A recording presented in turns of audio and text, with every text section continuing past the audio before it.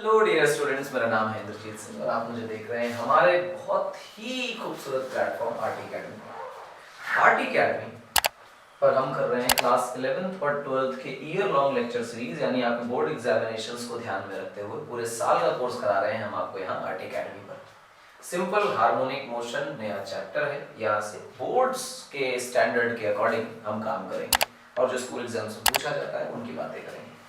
Kinematics of SHM आज की चर्चा है। इंट्रोडक्शन बेसिक्स और उसके बाद काइनेमेटिक्स ऑफ एसएचएम आज का एजेंडा है। कुछ बेसिक डेफिनेशंस हैं वो करनी। एक नया टर्म है पीरियोडिक मोशन। पीरियोडिक मोशन को देखें तो पीरियोडिक मोशन का मतलब होता है a motion which has a constant period.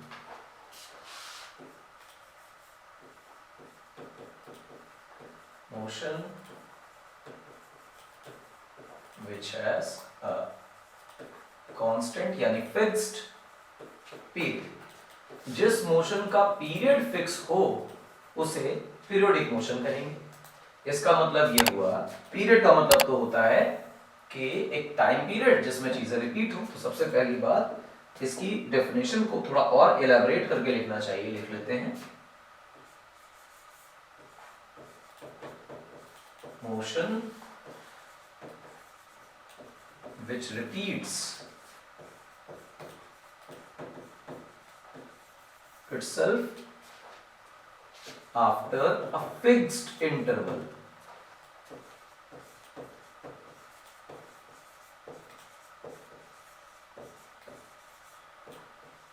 After a fixed interval, एक ऐसा मोशन जो अपने आप को फिक्स इंटरवल में रिपीट करे। रिपीट करना इंपॉर्टेंट है। और एक और बात इंपॉर्टेंट है कि बेटा यहां पर जो इंटरवल है, टाइम पीरियड है, वो फिक्स है। ये बहुत ज्यादा इंपॉर्टेंट है। ऐसा मोशन पीरियोडिक मोशन कहलाता है। मान लीजिए कि ये सन है और ये अर्थ है,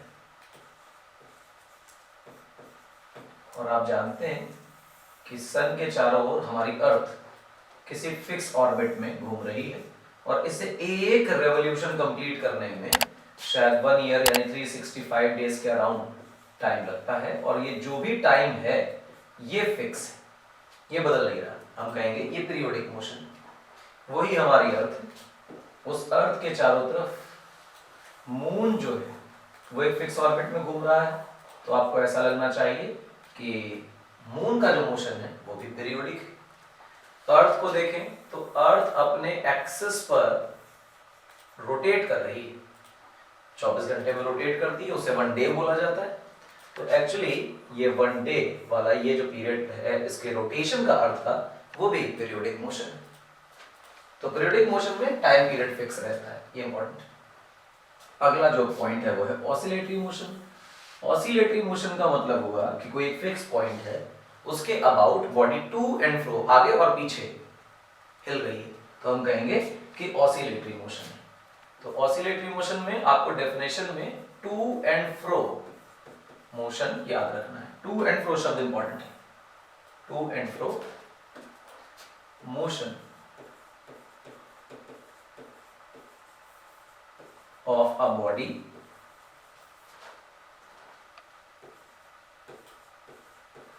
अबाउट अ पॉइंट, किसी एक पर्टिकुलर पॉइंट के अबाउट ये मोशन हो रहा है। जिस पॉइंट के अबाउट ये मोशन हो रहा है उस पॉइंट का भी कोई स्पेसिफिक नाम होता है, इसे हम बोलते हैं बेटा मीन पोजीशन। अब ये मीन पोजीशन वाला पॉइंट जिसके about to and fro motion हो रहा है, ऑसिलेशन हो रहा है, ये मीन पोजीशन दो तरह से हो सकती है। ये मीन पोजीशन रेस्ट पर हो सकती है। पार्टिकल रेस्ट नहीं बोल रहा हूं, मीन पोजीशन रेस्ट पे बोल रहा हूं कि पॉइंट फिक्स है और फिक्स पॉइंट के इधर टू एंड फ्रो मोशन हो रहा है। दूसरा, ये खुद भी मूविंग हो सकता है। इसका मतलब बॉडी जो इसके अबाउट मूव कर रही है, ऑसिलेट कर रही है, वो तो ऑसिलेट कर ही रही है, ये पॉइंट भी आगे बढ़ रहा है। अच्छा, एक इंपॉर्टेंट बात दिमाग में रखें। जैसे इसके एग्जांपल में अगर आप देखना चाहें तो किसी एटम का ऑसिलेशन देख सकते हैं।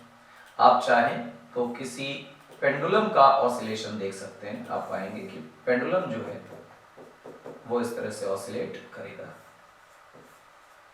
वापस आया, इधर वापस गया, इस तरह से ऑसिलेट करेगा पेंडुलम भी। आप चाहें तो एक स्प्रिंग ब्लॉक सिस्टम के बारे में विचार कर सकते हैं।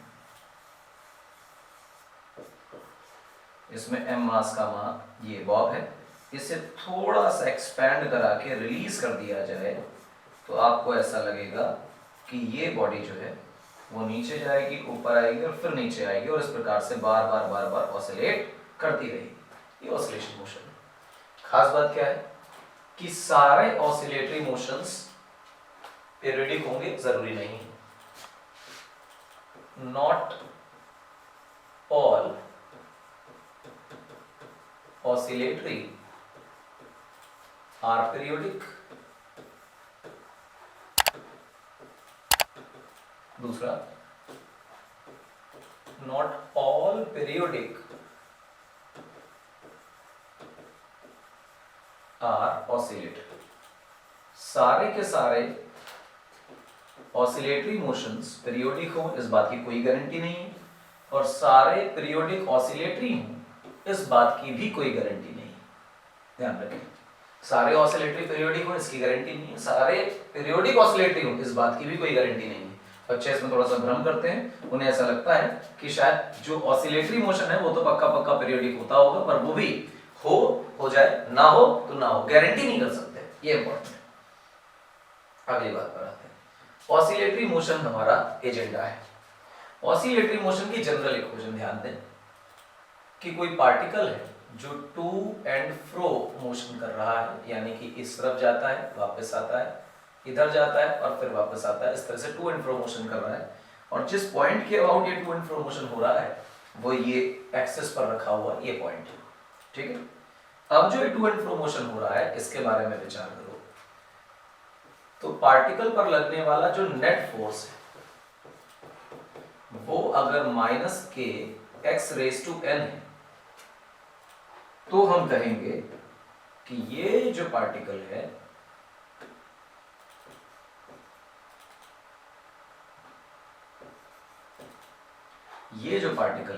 ये ऑसिलेटरी मोशन कर रहा है, प्रोवाइडेड जो n की वैल्यू है ये 1, 3, 5, 7, 9 एंड सो ऑन। ध्यान रखिएगा f नेट बराबर माइनस के x टू पावर n अगर है और n की वैल्यू ऑड नंबर्स है तो ये ऑसिलेशन मोशन करेगा, अन्यथा नहीं करेगा। जितने भी ऑसिलेटरी मोशन करने वाले पार्टिकल्स हैं तो उन पर कोई ना कोई रिस्टोरिंग फोर्स जरूर लग रही होगी। मान लीजिए कि पार्टिकल अपने मीन पोजीशन से राइट में जा रहा है, तो अगर कोई इसे रोकने वाली फोर्स ना लगे तो कभी रुकेगा ही नहीं। तो यानी अगर इसकी वेलोसिटी राइट में आ रही है तो तय बात है कि इसको पीछे की तरफ फोर्स लगाकर कोई रोकने वाला चाहिए जो इसे रिस्टोर करे, दोबारा से मीन पोजीशन की तरफ वापस लेके आए। और माइनस साइन ये बता रहा है कि डिस्प्लेसमेंट के ऑपोजिट डायरेक्शन में फोर्स है। Force is in opposite to the displacement। ये इंपॉर्टेंट बात है। अब इसमें x की ये जो x की पावर n है, n की वैल्यू 1 हो सकती है, 3 हो सकती है, 5, 7, 9 कुछ भी हो सकती है। डिफरेंट वैल्यूज चूज करोगे तो टाइप ऑफ ऑसिलेशन बदल जाएगा।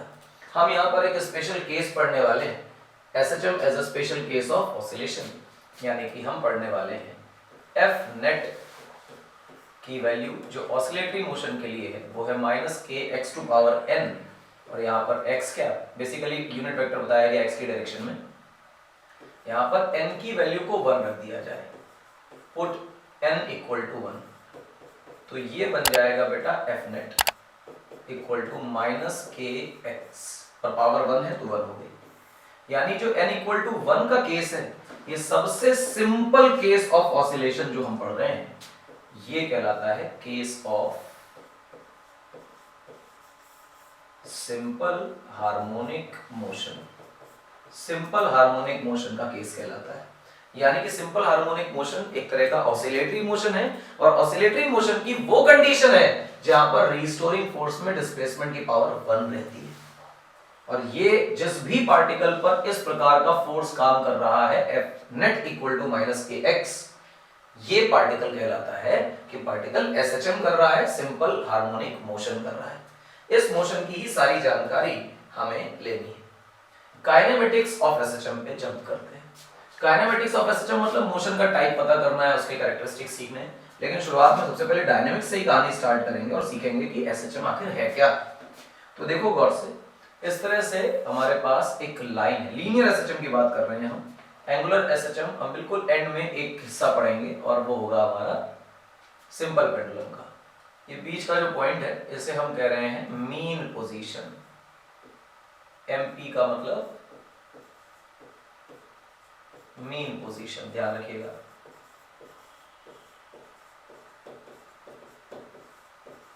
ठीक, और ये हम कह रहे हैं माइनस ए है और ये हम कह रहे हैं प्लस ए।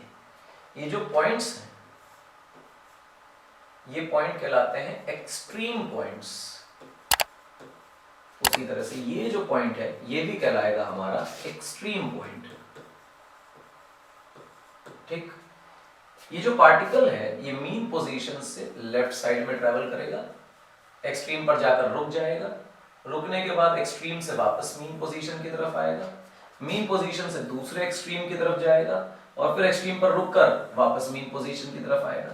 मैंने 4 ऊपर नीचे एरो बनाए हैं। रियल पार्टिकल तो इस व्हाइट लाइन पे ट्रेवल कर रहा है, वो एक्सट्रीम पर गया वापस आया, इस अगर एक्सट्रीम पर गया राइट एक्सट्रीम पर फिर वापस आया, लेफ्ट एक्सट्रीम पर गया वापस आया, राइट एक्सट्रीम पर गया फिर वापस आया। और आप देखेंगे कि ये पार्टिकल इस तरह से एसएचएम करता रहेगा। जो हम केस पढ़ रहे हैं वो स्पेसिफिकली लीनियर एसएचएम का है। लीनियर एसएचएम का मतलब होगा कि पार्टिकल एक स्ट्रेट लाइन में ट्रेवल कर रहा होगा, मूव कर रहा होगा, ऑसिलेट कर रहा होगा। ये इंपॉर्टेंट है, इसे नहीं भूलना। अच्छा सर, ये मीन पोजीशन क्या है? मीन पोजीशन का मतलब x equal to 0। x equal to 0 का मतलब सारी की सारी दूरियां जो हम नापेंगे इस एसएचएम में वो मीन पोजीशन से नापेंगे। तो हम यहाँ पर एक स्टार मार्क बात लिख लेंगे, क्या कि all the distances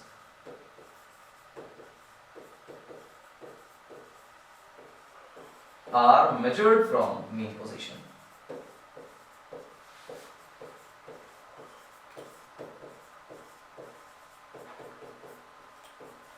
are measured from mean position, mean position से ही नापा जाएगा। तो हमारा ओरिजिन कौन है? Mean position. तो मीन पोजीशन की वैल्यू क्या हो गई? x equal to 0। अब राइट हैंड डायरेक्शन को हम पॉजिटिव कंसीडर कर लें तो लेफ्ट हैंड डायरेक्शन को हम नेगेटिव कंसीडर कर पाएंगे। इस वजह से जो मैक्सिमम डिस्प्लेसमेंट हो सकता है उसे हम एम्पलीट्यूड कह देते हैं। ये जो डिस्टेंस है ना, ये a जिसे हम कह रहे हैं, ये हमारा एम्पलीट्यूड है। अच्छा, एक्सट्रीम पॉइंट कौन सा होता है? जहां से पार्टिकल वापस आ जाता है। वापस आने का मतलब v बराबर 0 हो जाता है। पार्टिकल जहां पलटी मारता है, हमने काइनेमेटिक्स में सीखा है, जहां पलटी मारेगा वहीं से पार्टिकल की स्पीड 0 कर देंगे। अच्छा, तो लिख लेंगे पार्टिकल कम्स टू रेस्ट। और रेस्ट कौन सा? इंस्टेंटेनियस रेस्ट, हमेशा के लिए नहीं, instantaneous rest at extreme points. और एक्सट्रीम बेटा दो हैं, एक लेफ्ट एक्सट्रीम है और एक राइट एक्सट्रीम। क्लियर है मेरी बात? और आप जानते हैं कि अगर ऐसा है कि वो रेस्ट पर आ रहा है तो एक्सट्रीम पर वेलोसिटी 0 हो जाएगी। 0 हो गई। अच्छा, बहुत बढ़िया। तो फिर एक डेफिनेशन तुरंत आपके मन में एक और आ जाएगी, मैक्सिमम डिस्प्लेसमेंट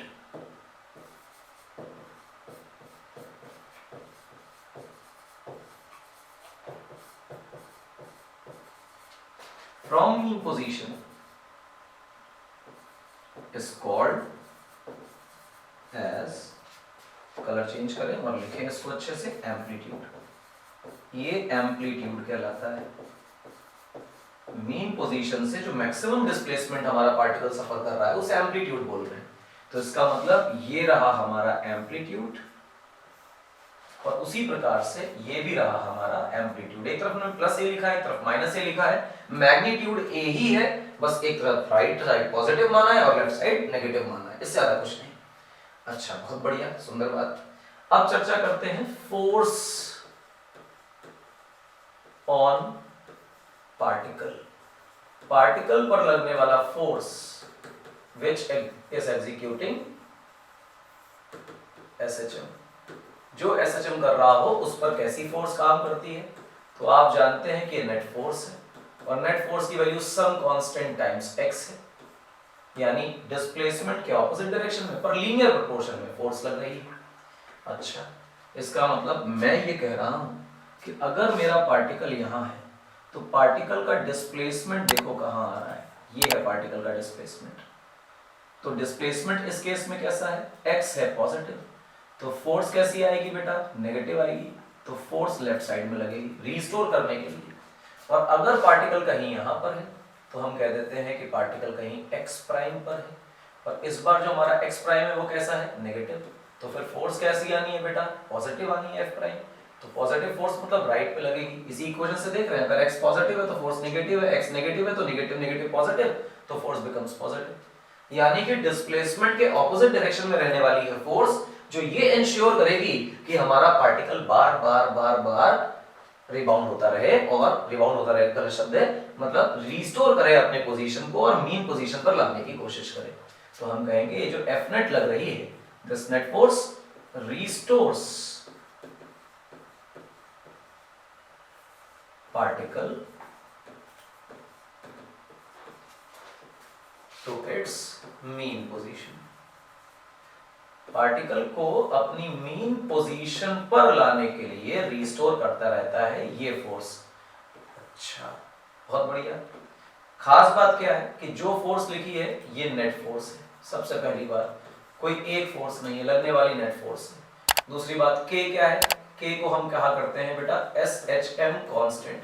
ये स्प्रिंग कांस्टेंट नहीं है, ध्यान रखें। बच्चे भ्रम में आ सकते हैं कि F बराबर -kx लिखा है, ये तो स्प्रिंग फोर्स नहीं है, नेट फोर्स है।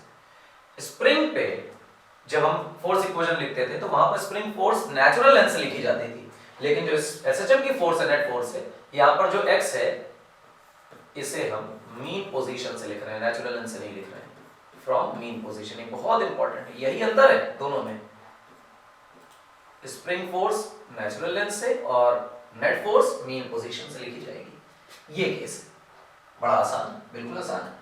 आपको इस इक्वेशन से तुरंत एक बात नजर आएगी कि सर जैसे जैसे हम x बढ़ा रहे हैं वैसे वैसे f बढ़ रहा है। यानी कि जब भी कभी मेरी x की मैक्सिमम वैल्यू आएगी, इसके करस्पॉन्डिंग तुरंत ही f की भी मैक्सिमम वैल्यू आ जाएगी।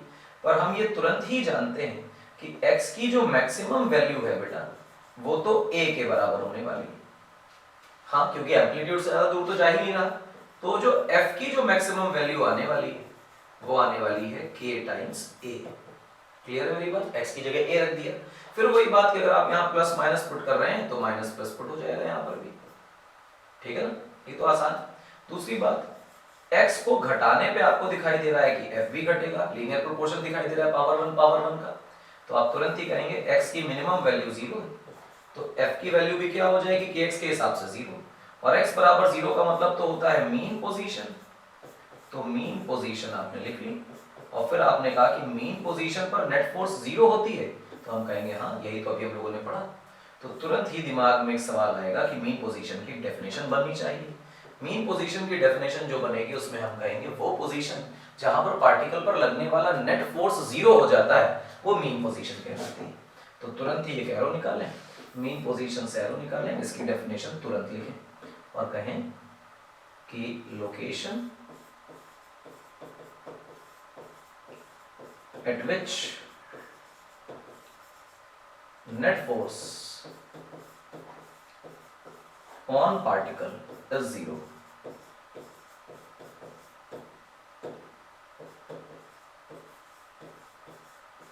पार्टिकल पर लगने वाला नेट फोर्स जहां 0 हो जाएगा हम कहेंगे वो उसकी मीन पोजीशन है, और जैसे जैसे मीन पोजीशन से दूर जाएगा वैसे वैसे उसकी वेलोसिटी घटेगी और फोर्स बढ़ेगा। जैसे जैसे पार्टिकल इससे दूर जा रहा है वेलोसिटी घट रही है और फोर्स बढ़ रही है। इसका मतलब जैसे जैसे इस मीन पोजीशन के पास आएगा वेलोसिटी बढ़ेगी और फोर्स घटेगी। इसका मतलब ये है कि एक्सट्रीम पॉइंट्स पर तो हम देख रहे हैं कि वेलोसिटी 0 है, लेकिन मीन पोजीशन पर हम देखेंगे कि वेलोसिटी जो है वो अपनी मैक्सिमम वैल्यू एक्वायर कर रही है। तो वेलोसिटी की मैक्सिमम वैल्यू जो है वो मीन पोजीशन पे मिलेगी। चलो ठीक, अब चलते हैं काइनेमेटिक्स की तरफ। ये प्योर डिस्कशन है एसएचएम का, जितना बोर्ड पे लिखा है अगर इतना याद रहेगा तो एसएचएम की कितनी भी गहरी बात बोली जाएगी वो ऊपर से नहीं जाएगी। इतनी बातें आप दिमाग में रखिए, इसको सीक्वेंस से एक बार दोबारा चाहे तो देखें और इस पूरे बोर्ड को अच्छी तरह सेटअप करें, क्योंकि दिमाग में अगर ये छपा हुआ है तो मान लीजिए कि पूरा SHM आता है। फिलहाल काइनेमेटिक्स का मतलब होता है कि हम x v a t relations को देखेंगे, इतने रिलेशंस देखेंगे। तो हमारे पास एक x t रिलेशन आएगा, हमारे पास एक v t रिलेशन आएगा, हमारे पास एक a t रिलेशन आएगा। 3 रिलेशंस तो ये हो गए। इसके बाद हमारे पास आएगा ax रिलेशन, फिर हमारे पास आएगा vx रिलेशन, फिर हमारे पास आएगा av रिलेशन।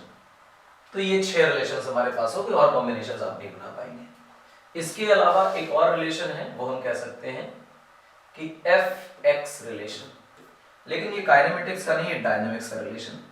तो फिलहाल ये 6 relation along with the dynamic relation, ये 7 इक्वेशंस अगर हमें मालूम हो जाए तो हम किसी भी क्वांटिटी का किसी भी क्वांटिटी से रिश्ता जानते होंगे और हम कहेंगे हमने सारी के सारी मैकेनिक्स, सारी के सारी काइनेमेटिक्स एसएचएम की कर ली, हमें उसकी position, velocity, acceleration, force, displacement etcetera के सारे रिलेशंस पता है। तो ये 6 इक्वेशंस का ज्ञान लेना कहलाता है काइनेमेटिक्स ऑफ एसएचएम। आसान सी कड़ी है जो बहुत सस्ते तरीके से हो जाएगी। मैं इसको कहीं ऊपर सेटल कर देता हूँ जिससे आपको प्रॉब्लम ना आए। ठीक, तो फिलहाल देखिए, शुरुआत जो है वो कहीं से करते हैं, पर फिलहाल एक एसएचएम का प्रोटोटाइप बना लेते हैं दोबारा से। ठीक है ना? और ध्यान रखिएगा जब आप ये 6 इक्वेशंस करेंगे तो गणित कहती है कि हर इक्वेशन का कोई ना कोई ग्राफ होता है। तो यदि आपको इक्वेशन मालूम है और ग्राफ नहीं मालूम है तो ये पाप का विषय है, इसलिए आपको जरूर मालूम होना चाहिए कि ग्राफ कैसे है।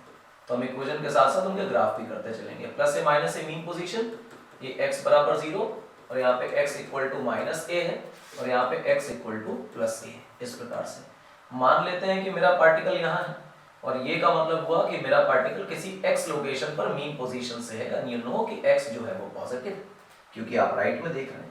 जैसे ही आप राइट में देखेंगे वैसे ही आप तुरंत कहेंगे कि f नेट जो पार्टिकल पर लग रही है वो है minus times k into x. तो पहली इक्वेशन जो है वो fx की हमें पता है, and by definition of SHM हमें ये f नेट के बारे में जानकारी होती है, इस वजह से इसका तो प्रॉब्लम नहीं है। लास्ट वाली इक्वेशन तो हमने तुरंत ही निकाल ली। तो ये हमें fx रिलेशन मिल गया। fx रिलेशन मिलते ही तुरंत दिमाग में आना चाहिए कि सर इसका ग्राफ कैसे बनेगा। तो आप ये ग्राफ बनाइए। देखिए भाई, हम इस y एक्सिस पे f नेट डाल देते हैं और x एक्सिस पे बेटा x डाल देते हैं। इस इक्वेशन को देखना तो y equal to minus m x plus 0 का ग्राफ है, तो नेगेटिव स्लोप और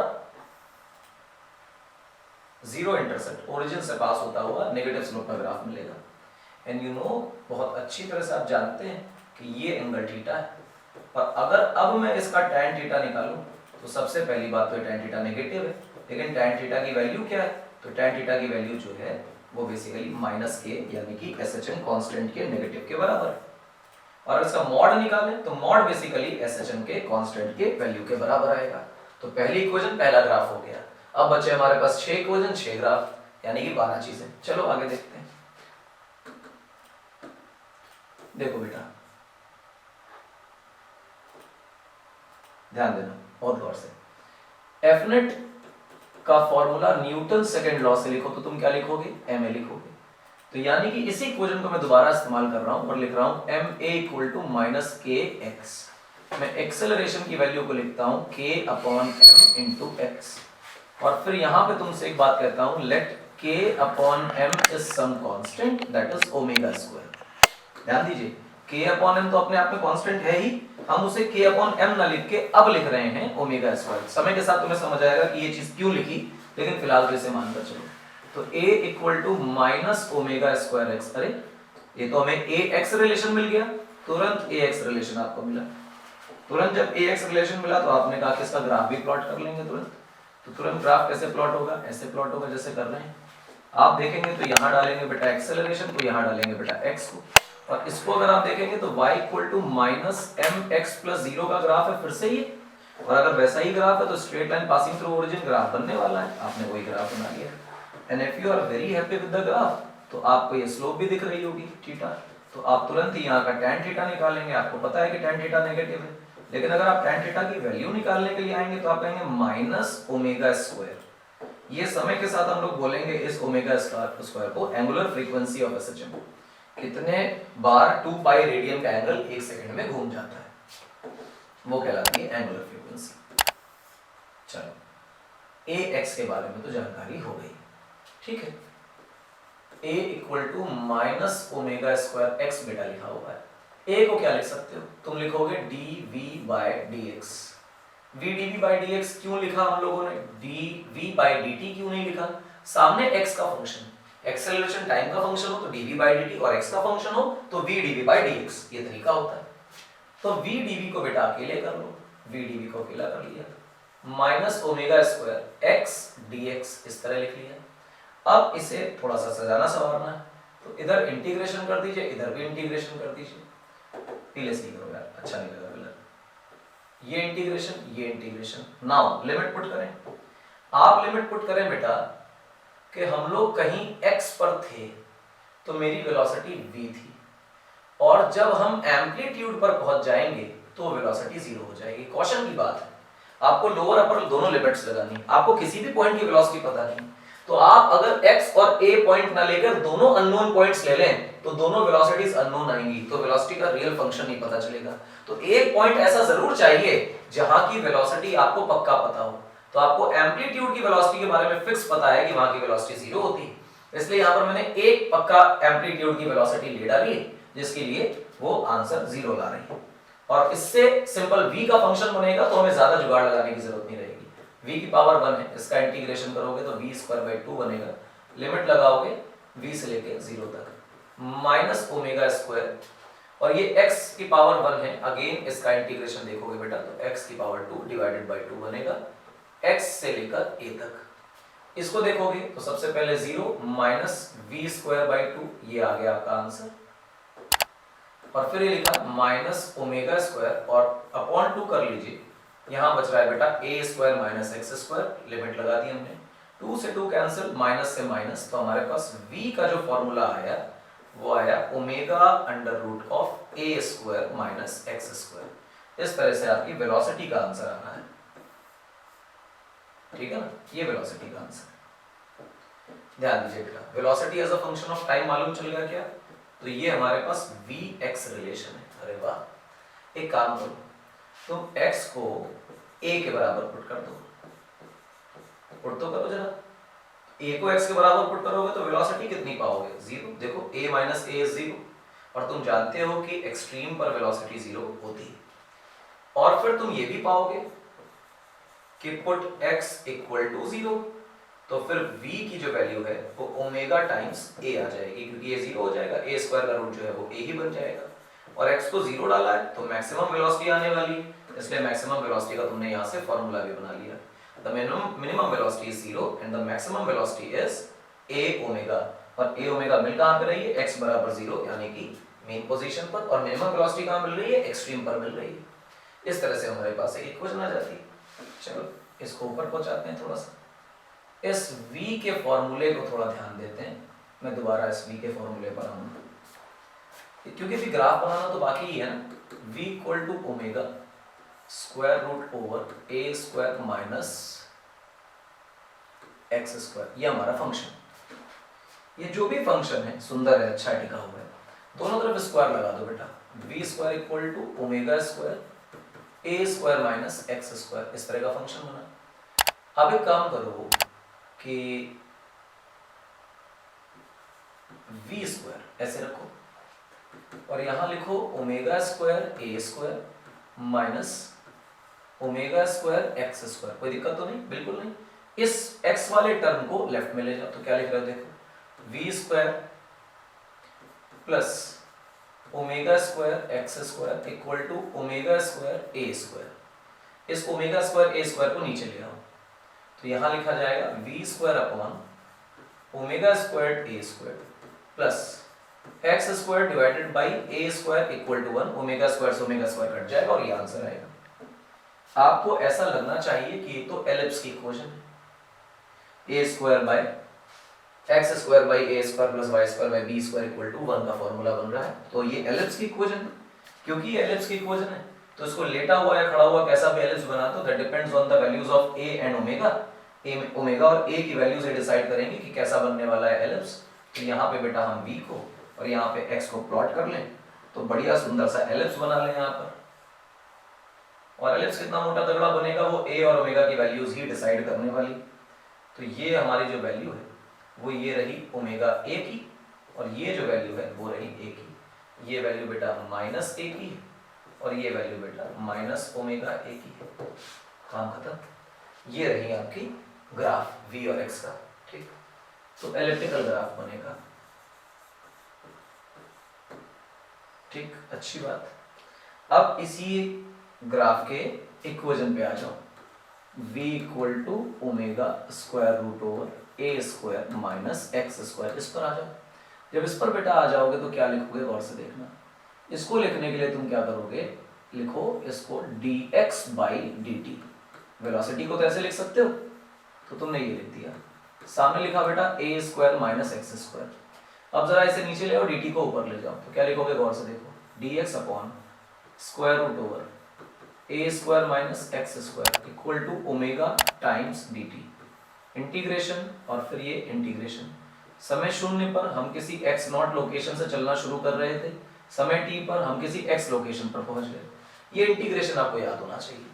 ये इंटीग्रेशन जो है वो इसका आंसर आता है sine inverse x upon a। Inverse trigonometric function में इसका आंसर आता है, जो आपको याद रहना चाहिए। क्योंकि अभी ये अपने 11th के कोर्स में नहीं होता है तो इतनी चीज मगअप करनी पड़ती है।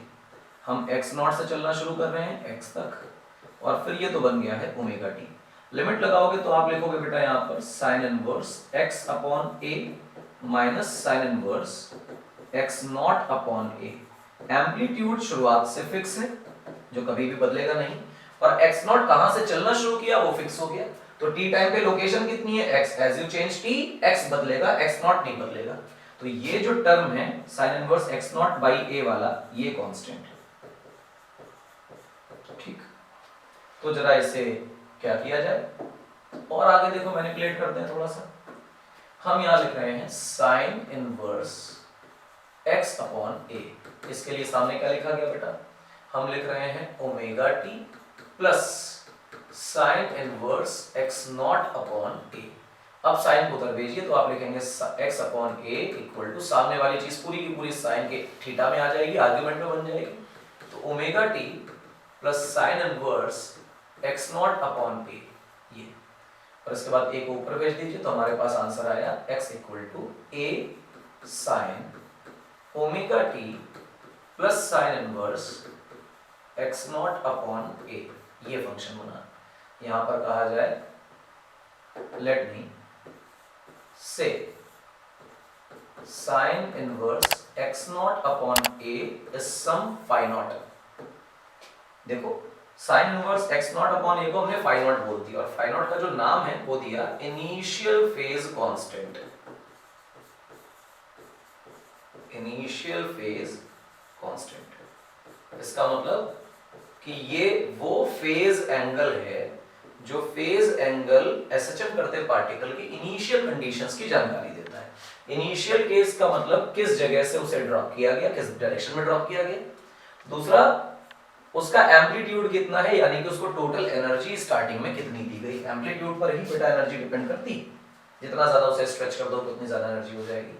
तो इस हिस्से को फाई नॉट लिखने के बाद x का जो फॉर्मूला है वो बनेगा a sine omega t plus बच्चा फाई नॉट। और ये आप अगर इसे गौर से देखो तो ये वो स्टैंडर्ड इक्वेशन है एसएचएम की जिसे आप पूरे चैप्टर में पढ़ोगे और इसी से डील करोगे। लेकिन इसे गौर से काइनेमेटिक्स के लिहाज से देखो तो ये एक्स टी रिलेशन है।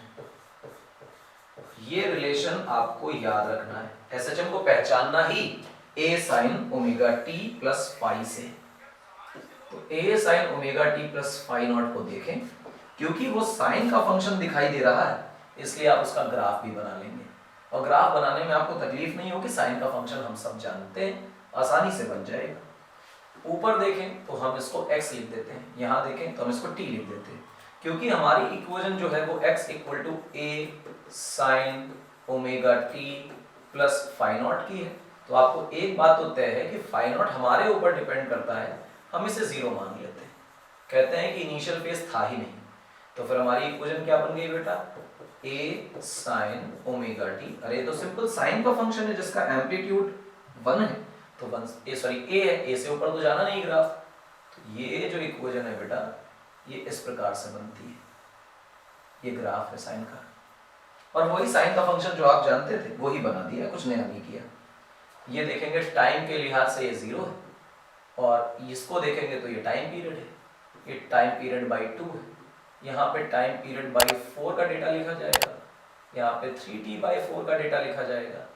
इसे एम्पलीट्यूड देखोगे तो a पॉजिटिव लिख दोगे, और इसे देखोगे तो यहाँ पर a नेगेटिव लिख दोगे। This is nothing but the equation of xt relation. अब अगर xt रिलेशन आपके पास है x equal to a sine omega t plus phi naught, तो बस इसे डिफरेंशिएट करो दोनों साइड, dx बाई dt। तो dx बाई dt का मतलब तो v निकाल लिया, तो a को बाहर निकाल लो और यहां लिखो d by dt of sine omega t plus phi naught. और जब इसे तुम डिफरेंशिएट करोगे बेटा तो साइन का बन जाएगा cos omega t plus phi naught, और जब आर्गुमेंट का डिफरेंशिएशन करोगे तो बेटा ओमेगा बाहर आ जाएगा। ये बन गया बेटा आपका ओमेगा की वेलोसिटी की वैल्यू। वेलोसिटी का फंक्शन क्या बना, a omega cos omega t plus phi naught, और आप देखें तो सही मायनों में ये vt रिलेशन आपने लिख दिया है। vt रिलेशन लिखा, इसका तुरंत ही आप ग्राफ बना लें। तो आप कहेंगे तो cos का ग्राफ है सर, जवाब है हाँ cos का ग्राफ है। Putting phi naught equal to 0, क्योंकि मुझे फेज के बारे में बहुत डिस्कशन नहीं करना है, वो समय के साथ करेंगे, अभी नहीं करना है, इसलिए मैं उसे जानबूझकर 0 मान रहा हूं। ये अपने एम्पलीट्यूड से चलना शुरू करता है ग्राफ बेटा, और इस तरह से ग्राफ ऊपर नीचे ऑसिलेट करता है। ये a ओमेगा है बेटा, और नीचे जाओगे तो माइनस a ओमेगा।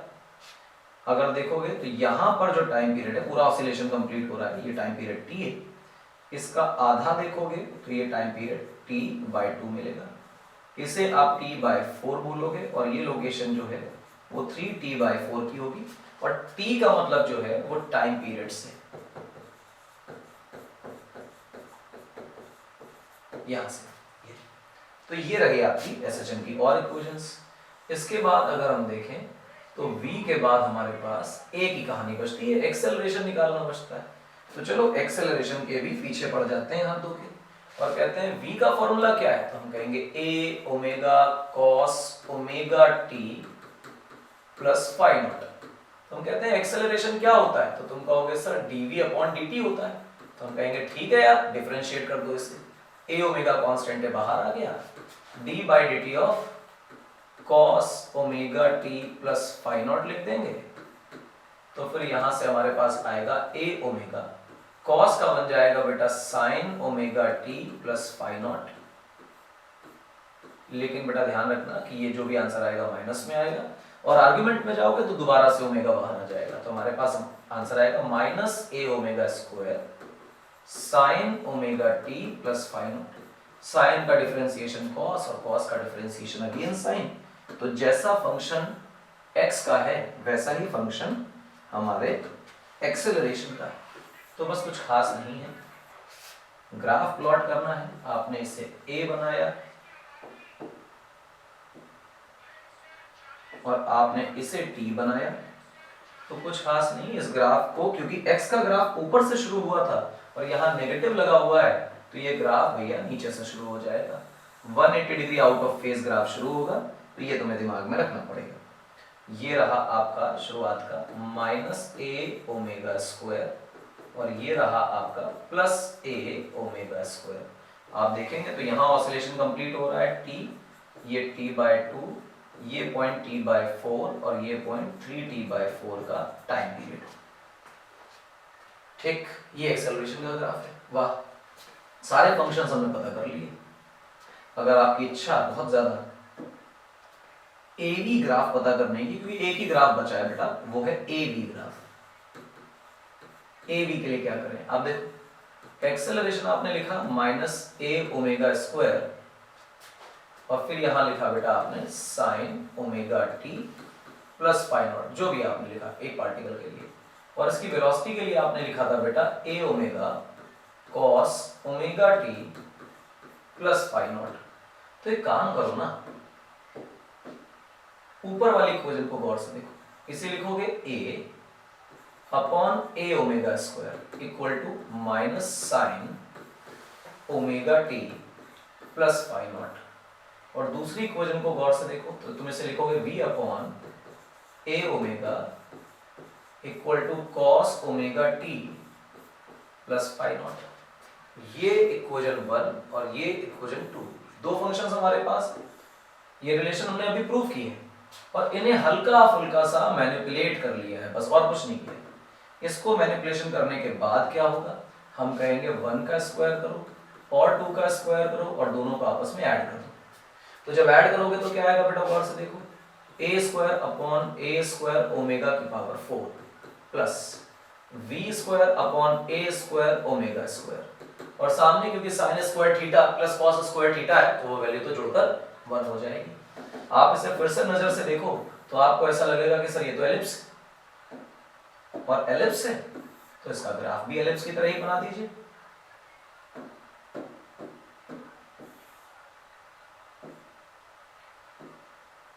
ये रहा एलिप्स, ऊपर आपने लिखा हुआ है a बच्चा, यहां आपने लिखा हुआ है v, ऊपर की तरफ जो एक्सेलरेशन आएगा वो a ओमेगा स्क्वायर मैक्सिमम और नीचे की तरफ minus a omega square maximum. ये रहा बेटा आपका a ओमेगा और ये रहा आपका बेटा minus a omega. Depending upon the value of a and omega इसकी थिकनेस मोटी पतली हो सकती है, ऊपर की तरफ वर्टिकल ग्राफ बने, हो सकता है हॉरिजॉन्टल ग्राफ बने। 6 इक्वेशंस और 6 ग्राफ्स काइनेमेटिक्स के सीधा स्ट्रेट अवे हमने कर डाले। सारी काइनेमेटिक्स आज ही खत्म हो गई इंट्रोडक्शन में। अब क्या बचा, अब बचा ये जो फेज एंगल है ना, इसका डिस्कशन करना कि फेज एंगल कैसे निकाला जाता है और कुछ बेसिक प्रॉब्लम्स। इसके बाद जो अगला लेक्चर होगा उस एसएचएम में लेक्चर में हम इस फेज एंगल को निकालने का बढ़िया तरीका सिखाएंगे, शॉर्टकट मेथड सिखाएंगे, फेजर डायग्राम सिखाएंगे और उसके बाद आपको सिखाएंगे कि इसकी बेसिक प्रॉब्लम्स कैसे आती हैं, कैसे सॉल्व करते हैं। उसके बाद जो अगला लेक्चर होगा वो एसएचएम की कंडीशंस प्रूव करने का एसएचएम होगा। डिफरेंट सिस्टम्स जो एसएचएम एग्जीक्यूट करेंगे वो सिस्टम बनाने का पार्ट होगा। तो 3 लेक्चर में या इसके बाद मैक्सिमम आप चाहेंगे तो प्रॉब्लम का एक सेशन और लेंगे, इतने में एसएचएम खत्म कर देंगे। एग्जॉस्टिव कवरेज करेंगे इन 3-4 लेक्चर्स में, जिसमें कुछ भी आपका छूटेगा नहीं। फिलहाल आज के लेक्चर को यहाँ खत्म करते हैं। बहुत डिटेल्ड डिस्कशन हो गई है आज की, काफी ज्यादा है, इसलिए इसे बहुत इत्मीनान से देखें, नोट्स बनाकर लिखें। बिलीव में आपको बहुत फायदा होने वाला है। अगर आप इस पूरे प्रोसेस को गो थ्रू करेंगे कि कैसे इक्वेशंस बनी है तो आपका एसएचएम खराब नहीं होगा। फिलहाल मेरा नाम इंद्रजीत सिंह है, आरटी अकेडमी पे पढ़ा रहा हूँ। नए हैं तो प्लीज सब्सक्राइब करें, पुराने तो शेयर करें, आपको अच्छा लगेगा। पूरे साल का कोर्स यहाँ मिलेगा, पीसीएमबी चारों कोर सब्जेक्ट्स का आपको पूरा कोर्स आरटी अकेडमी पर। और आगे भी फ्यूचर में बहुत कुछ ऐसा है जो आपके जरूरत का है, जो आपके काम का है, वो हम आपको ला कर देंगे। मिलेंगे अगले लेक्चर में बेसिक प्रॉब्लम्स और फेजर डायग्राम के साथ।